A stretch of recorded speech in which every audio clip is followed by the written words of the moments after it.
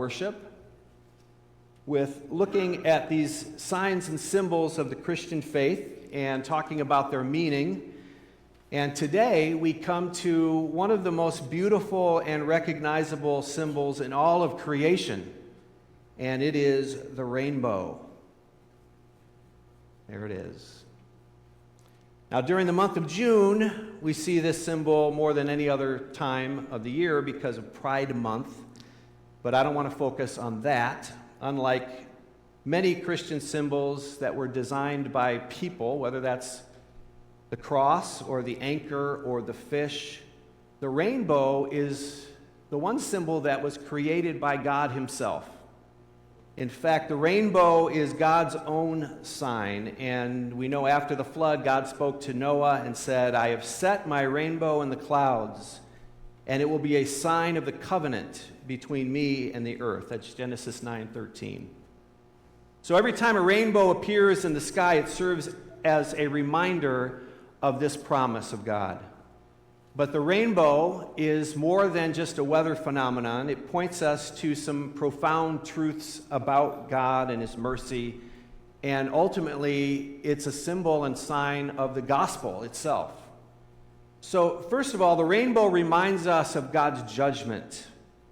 You know, most people think of the rainbow as a symbol of happiness and peace, but before it became that symbol of mercy, it came about as a result of God's judgment upon mankind and all of the earth. The rainbow appears in the story of Noah immediately after the flood, and the flood came because humanity had rebelled against God. The rainbow cannot be understood then apart from the storm.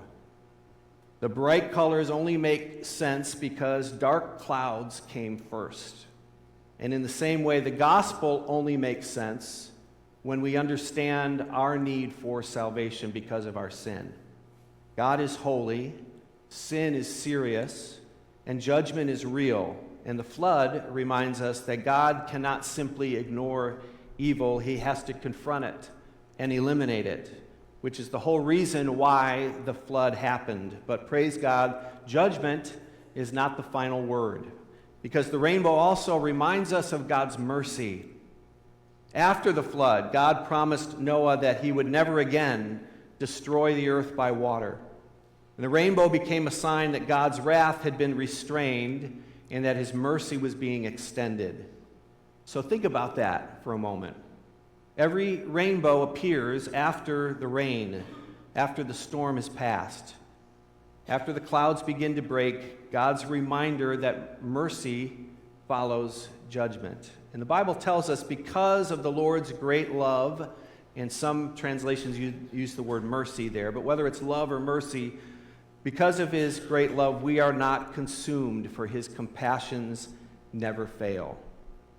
The rainbow reminds us that our God delights in showing mercy. He's patient, he's gracious, he's faithful to his promises. And then third, the rainbow points us to Jesus Christ. Now here's something fascinating. Ancient warriors, they carried bows as weapons of war. And when a bow was pointed at an enemy, it signaled hostility or conflict. Just as if you pointed a gun at somebody, that was a threat. But look at God's rainbow, and look at which way it's pointed. It's not pointed toward the earth, it's pointed upward. The curve faces toward heaven. Now, some Christian teachers through the centuries have observed that God's war bow, his war bow or rainbow, appears to be hung up in the clouds, and the weapons have been laid down, and the bow points toward heaven rather than toward mankind. And in that sense, it becomes a beautiful picture of the gospel.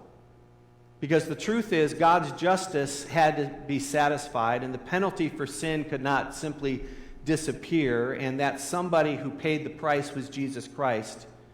At the cross, he took the arrow of God's judgment that should have fallen on us. And Isaiah writes, he was pierced for our transgressions. He was crushed for our iniquities. At Calvary, Jesus absorbed the wrath that we deserved, and the arrow of judgment struck him so that mercy could be extended to us. Aren't you thankful for that? So when we look at the rainbow, we see a reminder that God's justice is real, but so is his grace. And the rainbow whispers the same message as the cross, that judgment is fallen, but mercy has triumphed. And then fourth, the rainbow points us to heaven. The rainbow appears again in the final book of the Bible. In Revelation, John describes the throne, and it says that a rainbow that shone like an emerald encircled the throne. So think about that. The first rainbow appears after humanity's fall into sin, and the final rainbow appears surrounding God's throne in heaven. The story begins with a covenant and ends with a kingdom. It begins with Noah stepping out of an ark, and it ends with God's people gathered around his throne. And the rainbow reminds us that God's promises stretch from Genesis all the way to Revelation. What God begins, he will finish. So, whenever you see a rainbow, don't just think about the weather. Don't just think about Lucky Charms or the pride flag. Think about God's covenant. Think about his faithfulness. Think about his mercy. Think about the cross.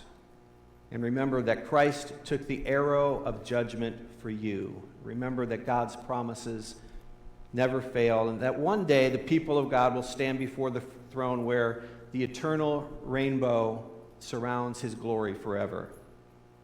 The rainbow is not merely just a symbol in the sky, it is a sermon from God, a colorful reminder that the storm does not have the last word. Our God is a God of second chances. You get it?